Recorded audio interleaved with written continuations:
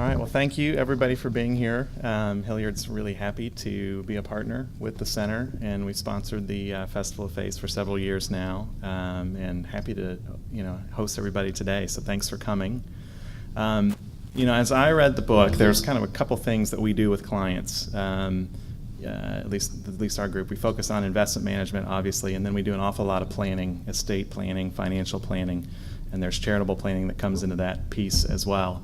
And so as I read the book, I kind of had those experiences with clients in mind as I read through it, and there were several things that resonated with me and a lot of things that were complementary to the way we approach our business with clients. And I'll start with this so I'm going to kind of start with investments. And on that side, there are an awful lot of people, I think, that are focused on performance, 100% performance. They're trying to get the best return they can. They're focused on stock price. They're making bets on whether that price is going up and down. We've seen a rise, and I think that gives rise to a very short-term focus. We've seen a rise in robo-investing, which can make some sense maybe from a cost standpoint, but it takes out the human element, and there's a lot of mathematical algorithms that come into play. You're really kind of putting in a couple criteria, and you're getting underlying results, and underneath all this, you're losing track of the fact that there are actually companies that you own and there are businesses underneath that. And so it's going from a quantitative approach to a qualitative approach, I think makes a lot of sense. And that's, to me, what I took from the book that Lynne really hits on. She really encourages you to step back, take a look at the bigger picture, and realize that money flows through everything and everywhere, and you can have a big impact depending on the companies you own, and you really need to take stock of what are those companies. And that's absolutely resonates with what we do at Hilliard, because when we start working with our clients, the first thing we tell them on the investment front is you need to think of yourself as a business owner. And if you're a business owner, what kind of businesses do you want to own? Who are the managers that you want running these companies? Are these people that you want to be in business with for a long period of time? Do they treat their customers well? Are they taking advantage of their customers, or are their customers happy? Are their customers coming back and referring friends and family? Are they taking care of their employees? If you have happy employees, they're going to do a better job for the company. Do they put out a product that's harmful? Do they put out a product that's valued and is beneficial for the community? And so if you really focus on that and identify companies like that you want to be associated with and that you believe in, and especially those companies are going to be better positioned for the long term.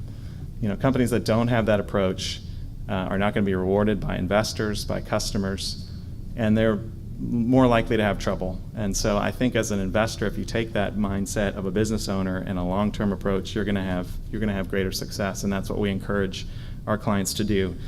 And so along those lines, Lynne had a great quote in the book, which I think just drives this point home. So I'm going to read this quote.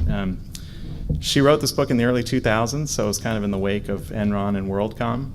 And so she says, "I have seen that business and entrepreneurial energy grounded in the principles of sufficiency leads to success and sustainable growth, while the notorious business failures of recent years offer ample evidence that business rooted in the get mine and get it fast mentality of scarcity only creates financial instability and eventually proves unsustainable, even if the short-term gains seem highly profitable." So I think that absolutely hits the nail on the head, and I think it's important to take that long-term perspective and know the companies you own and believe in those companies.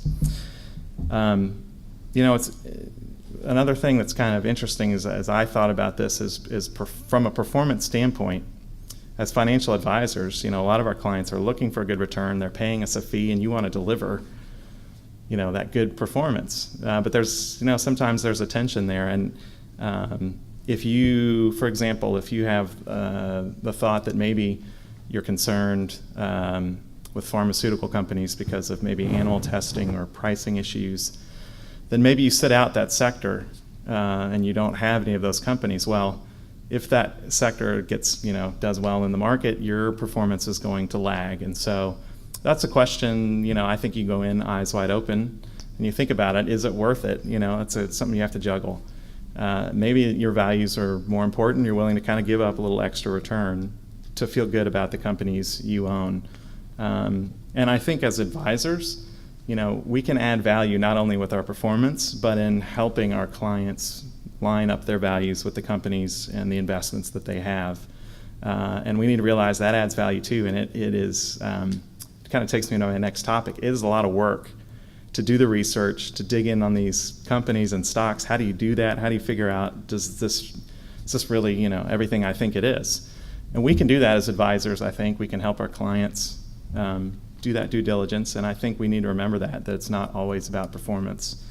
As far as screening companies, I'll tell you what we do, and then I have some good suggestions on things an everyday investor can do.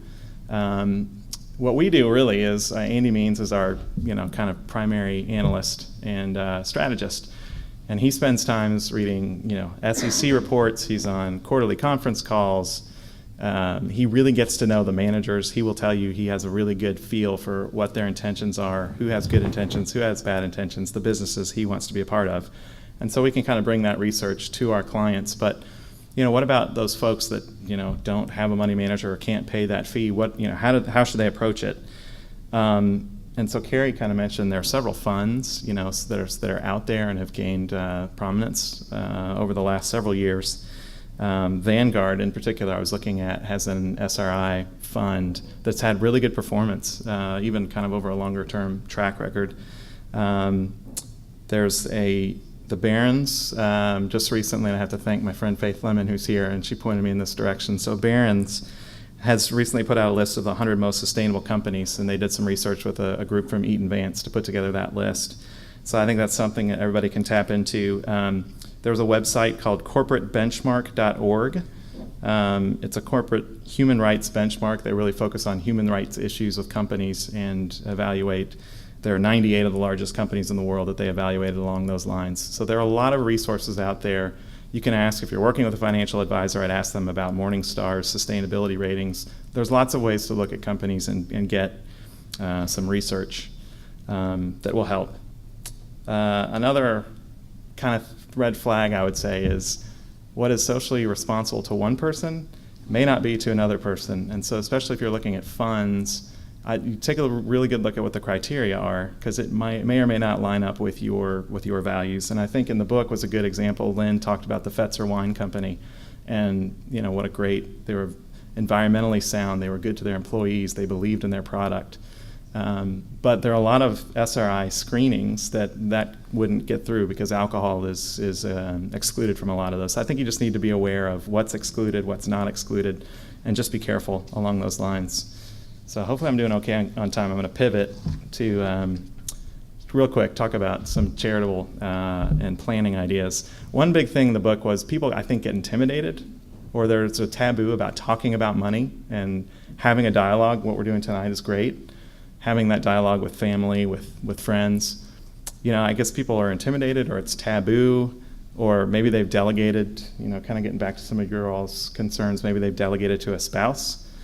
Maybe they're dependent on a spouse or a family member, and so that can really, it gets to what Lynne talks about, a feeling when you don't fully understand something, you have fear, you have the concern, you don't know what you can do, you don't know, where you are. And so maybe you worry about scarcity, maybe you worry about not having enough, maybe you have more fear.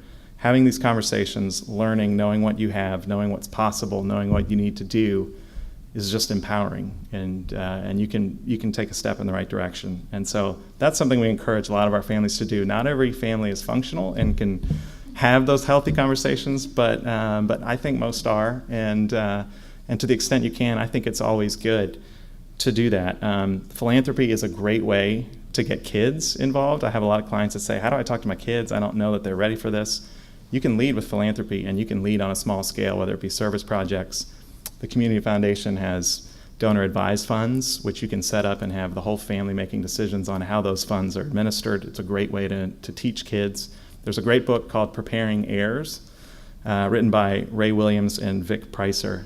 And one of their suggestions is to have children come to you with, pick a charity, tell you why they picked the charity, why they believe in it, what they're passionate about, sell it to you, and then, if the family's in agreement, go ahead and see and make some kind of contribution or make some kind of support, and then have them continue to follow up and see how it works out. Have them engage with the charity, and you're learning what values are important to your family, that money is about more than accumulation and preservation.